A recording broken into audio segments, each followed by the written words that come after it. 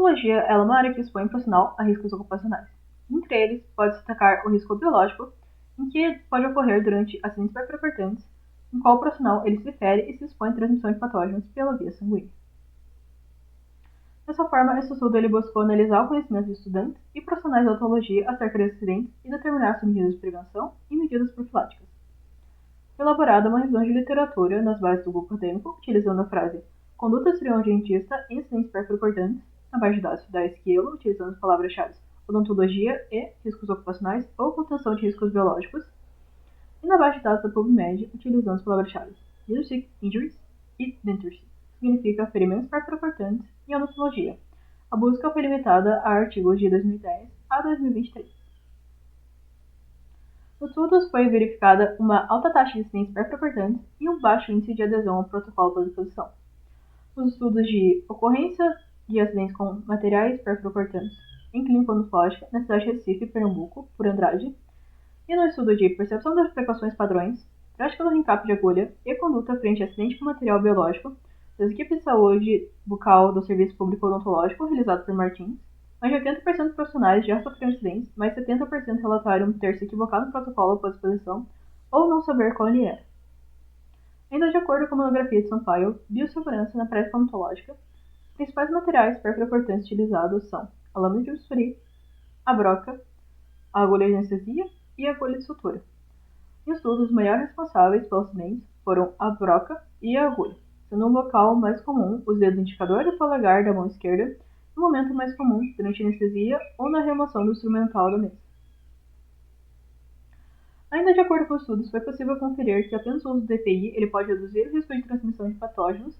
Entretanto, o principal meio de redução no número de acidentes é a prevenção que pode ser realizada por meio das precauções padrões. Como, por exemplo, o profissional ele deve possuir conhecimento acerca de prevenção e exposição de excreções.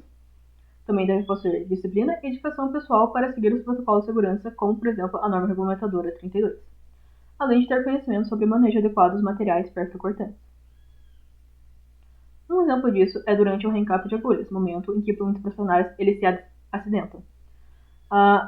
Isso pode ocorrer devido a eles posicionarem a agulha contra a sua mão, o que se coloca em risco. Ao invés disso, pode-se aplicar a técnica de repescagem, em que a agulha ela fica direcionada contra a bancada. Acidentes também podem ocorrer devido à manipulação manual dos materiais percutantes, durante o posicionamento das agulhas no carpure ou no encaixe da lâmina de bisturi no cabo, o profissional ele pode executar um movimento errôneo e se ferir. É recomendado que seja realizada a manipulação desses materiais com um porta-agulhas para reduzir o risco de corte acidental. Durante a remoção do instrumental da mesa, um erro comum é a limpeza do material após o uso com gás e água oxigenada. O material ele deve ser colocado em caixas próprias e recoberto com detergente enzimático e água. Essa ação ela deve ser realizada com luvas grossas. Segundo o Ministério da Saúde, o Manual de Condutas, Exposição Ocupacional a Material Biológico, Hepatite e HIV, durante a ocorrência de um acidente no procedimento, deve ser interrompido imediatamente e o operador deve retirar a luva e realizar a lavagem do local afetado com água e sabão em abundância. Após isso, deve-se procurar serviço médico urgente em até 72 horas após o acidente, juntamente com o paciente-fonte. Na UFG, isso é realizado no Laboratório da Saúde, localizado no prédio de recursos hídricos.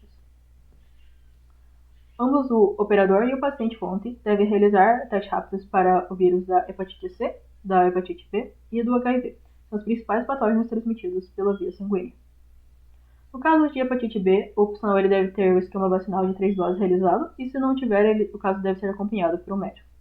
No caso de exposição à hepatite C, como não há prevenção, deve ser realizado uma quimioprofilaxia com antivirais. E no caso de exposição ao vírus da HIV, como também não há prevenção, deve ser realizado a quimioprofilaxia com antirretrovirais. Dessa forma, conclui-se que apenas o ensino de medidas de prevenção, cuidado de biossegurança e o uso de EPIs ainda é suficiente para evitar acidentes percutantes. As causas para a negligência elas são multifatoriais, como no caso dos acadêmicos, que pode ocorrer devido à inexperiência e à falta de atenção. Sem a correção das características individuais durante o período de ensino, ao se formar, os profissionais eles continuam a cometer os mesmos erros devido a óbito, além de possuir mais fatores contribuintes para os acidentes, como por exemplo o estresse e o excesso de trabalho que pode ter. Dessa forma, eu termino a minha apresentação. Obrigada.